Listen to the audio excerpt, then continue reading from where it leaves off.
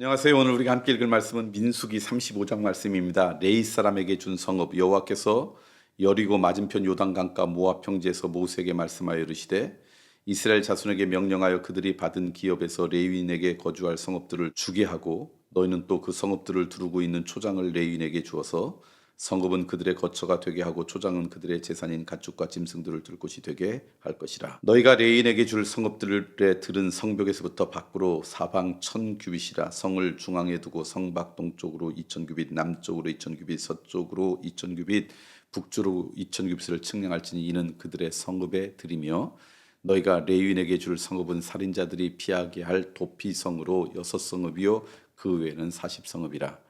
너희가 레윈에게 모두 48성읍을 주고 그 초장도 함께 주되 너희가 이스라엘 자손의 소유에서 레윈에게 너희가 성읍을 줄 때 많이 받은 자에게서는 많이 떼어주고 적게 받은 자에게서는 적게 떼어줄 것이라. 각기 받은 기업을 따라서 그 성읍들을 레윈에게 줄지니라. 도피성. 여호와께서도 모세에게 말씀하여 이르시되 이스라엘 자손에게 말하여 그들에게 이르라. 너희가 요단강을 건너 가나안 땅에 들어가거든 너희를 위하여 성읍을 도피성으로 정하여 부지 중에 살인한 자가 그리로 피하게 하라. 이는 너희가 복수할 자에게서 도피하는 성을 삼아 살인자가 회중 앞에 서서 판결을 받기까지 죽지 않게 하기 위함이니라. 너희가 줄 성읍 중에서 6을 도피성이 되게 하되 세 성읍은 요단 이쪽에 두고 세 성읍은 가나안 땅에 두어 도피성이 되게 하라.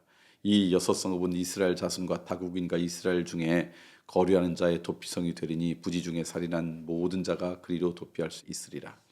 만일 철 연장으로 사람을 쳐 죽이면 그는 살인자니 그 살인자는 반드시 죽일 것이요 만일 사람을 죽일 만한 돌을 손에 들고 사람을 쳐 죽이면 이는 살인한 자니 그 살인자는 반드시 죽일 것이요 만일 사람을 죽일 만한 나무 연장을 손에 들고 사람을 쳐 죽이면 그는 살인한 자니 그 살인자는 반드시 죽일 것이니라. 피를 보복하는 자는 그 살인한 자를 자신이 죽일 것이니 그를 만나면 죽일 것이요 만일 미워하는 까닭에 밀쳐 죽이거나 기회를 엿보아 못을 던져 죽이거나 악의를 가지고 손으로 쳐 죽이면 그 진자는 반드시 죽일 것이니 이는 살인하였음이라. 피를 보복하는 자는 살인자를 만나면 죽을 것이니라. 악의가 없이 우연히 사람을 밀치거나 기회를 엿봄 없이 무엇을 던지거나 보지 못하고 사람을 죽일 만한 돌을 던져서 죽였을 때에 이는 악의도 없고 헤아려 한 것도 아닌즉 회중이 친자와 피를 보복하는 자 간에 이 규례대로 판결하여 피를 보복하는 자의 손에서 살인자를 건져내어 그가 피하였던 도피성으로 돌려보낼 것이요 그는 거룩한 기름 부음을 받은 대제사장이 죽기까지 거기 거주할 것이니라. 그러나 살인자가 어느 때든지 그 피하였던 도피성 지경 밖에 나가면 피를 보복하는 자가 도피성 지경 밖에서 그 살인자를 만나 죽일지라도 피 흘린 죄가 없나니 이는 살인자가 대제사장이 죽기까지 그 도피성에 머물러야 할 것임이라. 대제사장이 죽은 후에는 그 살인자가 자기 소유의 땅으로 돌아갈 수 있느니라. 이는 너희의 대대로 거주하는 곳에서 판결하는 규례라. 사람을 죽인 모든 자 곧 살인한 자는 증인들의 말을 따라서 죽일 것이나 한 증인의 증거만 따라서 죽이지 말 것이며 고의로 살인죄를 범한 살인자는 생명의 속전을 받지 말고 반드시 죽일 것이며 또 도피성에 피한 자는 대제사장이 죽기 전에는 속전을 받고 그의 땅으로 돌아가 거주하게 하지 말 것이니라. 너희는 너희가 거주하는 땅을 더럽히지 말라. 피는 땅을 더럽히나니 피 흘림을 받은 땅은 그 피를 흘리게 한 자의 피가 아니면 속함을 받을 수 없느니라. 너희는 너희가 거주하는 땅 곧 내가 거주하는 땅을 더럽히지 말라. 나 여호와는 이스라엘 자손 중에 있음이니라. 오늘 말씀 레위 사람들에게 나누어 주는 것, 그다음에 도피성에 대한 말씀이 오늘 준 말씀입니다.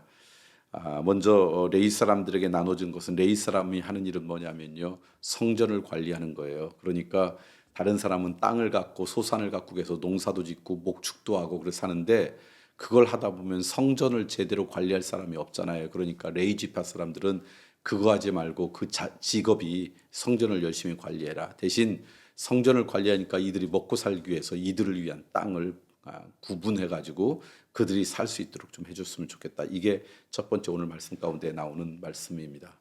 그러니까 성전을 잘 관리하는 사람들에게 배려를 하고 그들을 존중하는 삶이 되었으면 좋겠다. 그런 말씀이죠. 그런데 중요한 것은 그 성전을 관리하는 사람들이 있는 그 성읍 가운데 6군데를 정해서 도피성을 두라는 거예요.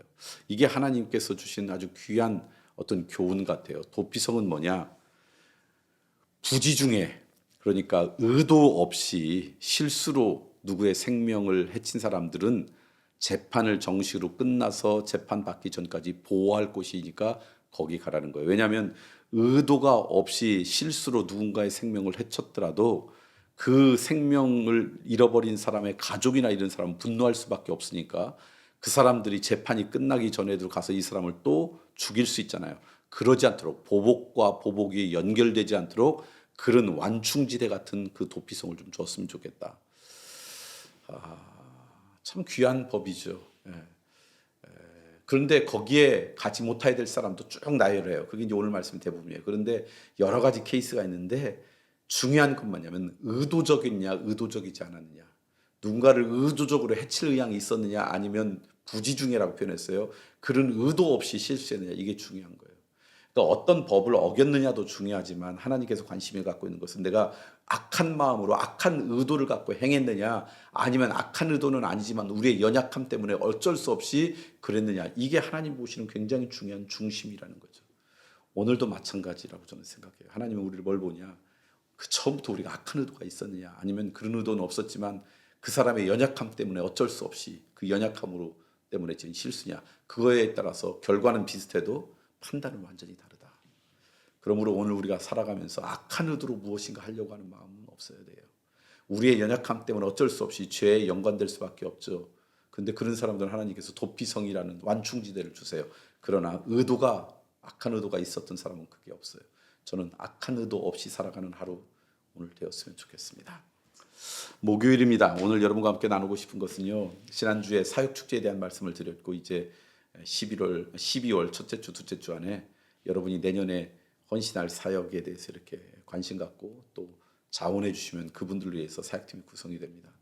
여러분 주일날 말씀드려서 지지난주죠. 말씀드려서 한 것처럼 오늘 우리가 하나님의 자녀로 부르심을 받아서 이 땅 가운데 살아갈 때 그 백성답게 살아가는 것 가운데 하나가 이 땅의 하나님 나라의 회복을 위해 살아가는 거예요. 그래서 그것이 무엇이든 여러분이 우리 교회에 있는 그 사역 부서를 잘 보시고 여러분께 그곳에 관심 갖고 참여해 주시면 좋겠어요. 스펄전이라는 목사님이 그런 얘기했어요. 어디 하는 게 좋을까? 그분은 자기가 눈에 띄는 것은 하나님이 나보고 감당하라고 눈에 띄게 하셨다 여기고 자원하래요. 그러면 그 공동체는 건강해진대요. 여러분 읽다가 눈에 띄거나 가슴에 와닿는 어떤 곳이 있다면 함께 참여하시고요. 그런 게 하나도 없다. 여러분 기도하세요. 혹시 내 마음이 너무 강팍한 건 아닌가? 굳어져 있는 건 아닌가? 나만을 위한 인생은 아닌가? 기도하셔서 그 마음 가운데 나만을 위한 것이 아니라 하나님의 믿음의 공동체를 위한 선한 마음을 허락해달라고 기도하시고 함께 참여해 주시면 좋겠습니다.